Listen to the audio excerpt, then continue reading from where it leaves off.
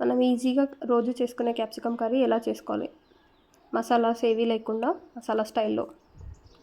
ముందుగా కడాయిలోకి 4 table spoon of oil తీసుకొని చిన్నగా తరిగిన 2 ఉల్లిపాయలు తీసుకొని అవి బ్రౌన్ కలర్ వచ్చే వరకు వేపాలి.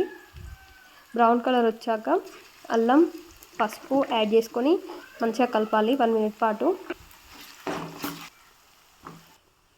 తర్వాత చిన్నగా కట్ చేసుకున్న క్యాప్సికమ్ ముక్కల్ని అందులోకి తీసుకోవాలి.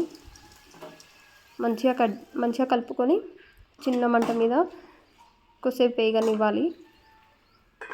అవి వేగేంత వరకు మనం పక్కన పెనం పెట్టుకొని అందులోకి కొన్ని పల్లీలు తీసుకోవాలి. పల్లీలు తీసుకొని మంచిగా వేపుకోవాలి.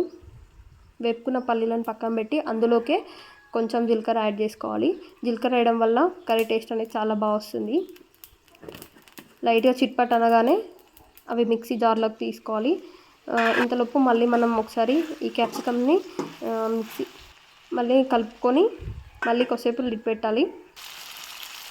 ఇక్కడ అందులో ఆయిల్ పైకి వచ్చే వరకు అలా సన్నని మంటపై వేగనిస్తే కర్రీ అనేది చాలా బాగుంటుంది.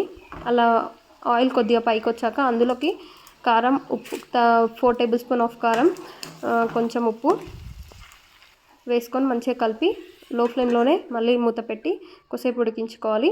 అంతలోపు మనం పల్లీలని మిక్సీ పట్టుకోవాలి. ఒకసారి మిక్సీ పట్టుకున్న తర్వాతకి అది సన్నని పేస్ట్ లాగా అయ్యాక కొన్ని వాటర్ యాడ్ చేసుకోవాలి. వాటర్ యాడ్ చేసుకొని మళ్ళీ ఒకసారి మిక్సీ పట్టి ఇలా కొంచెం జారుడుగానే ఉండాలి, లేదంటే మరీ థిక్గా అయిపోతుంది గ్రేవీ. ఇప్పుడు కొంచెం జారుడుగా ఉంటేనే ఇందులోకి కొంచెం వాటర్ యాడ్ చేసుకోవాలి.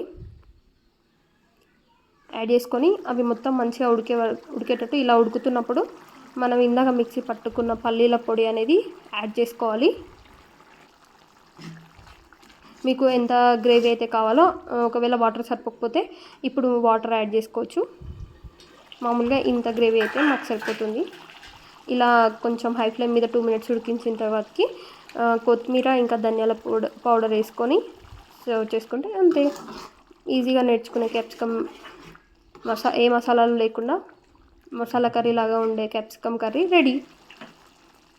నచ్చితే సబ్స్క్రైబ్ కంపల్సరీ ట్రై చేసి టేస్ట్ ఎలా వచ్చిందో కామెంట్స్ రూపంలో తెలియజేయండి.